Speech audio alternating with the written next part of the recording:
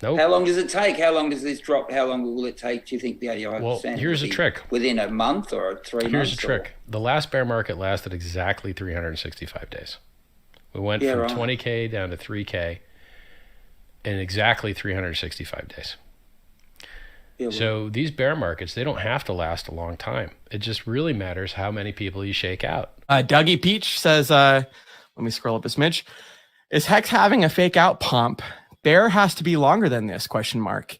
So the interesting thing about a bear market is it's not necessarily the time that it takes, right? You know, some bear markets last longer than others. I mean, 2017 was definitely that way, you know, kind of years riding out the downward, you know, trot and trends.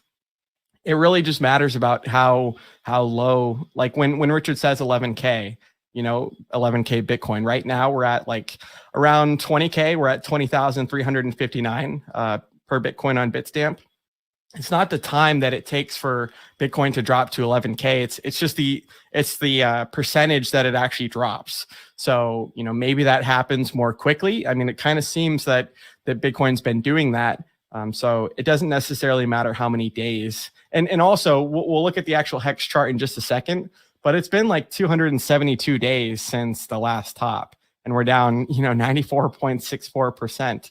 So just from like a little quick drawing that I did. So, you know, as far as, you know, fake pumps and all these other things, you know, it's important to plan like, okay, if yes, then what are you going to do? And then if not, then what are you going to do as well? Like, I've got extra cash on the sides, and I set 2 limit orders yesterday that have been filled. But hey, if it goes lower, I'm going to do another limit order. You know, I'm going to do another limit order if it dropped to 2 cents or anything lower than where it's at right now. It's just an absolute steal. You know, you'd kind of be dumb not to if you had cash on the sides. But then you also kind of have to plan for the opposite as well. So, you know, you're never going to get perfect order execution or, you know, time the tops and bottoms perfectly. And if you do, usually it's not something that's as sustainable. So yeah, just keep that in mind when you're kind of doing your investment strategy, or just like, you know, the capital that you have, the dollar cost average strategy as dollar cost crypto, or some of these other people I've talked about, it can really make a big difference. And then the thing that I'll say as well is Wendy's for tendies, he mentions, I think it's like a dynamic dollar cost averaging, right? So if the price is where it's at now, and some, I mean, 94% dip from the all-time high, that's pretty killer, right? We've only done that, you know, one other time.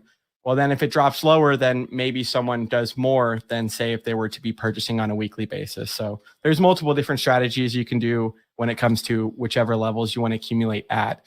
But the beautiful thing about that is, you know, not only is Hex during this dip paying out yield trustlessly and paying out a very handsome yield, but you know, you also have just the opportunity to be able to buy people's coins that, you know, for a lot cheaper, and be able to scoop up more of those T-shares because the T-shares themselves aren't going down in the cost of Hex. So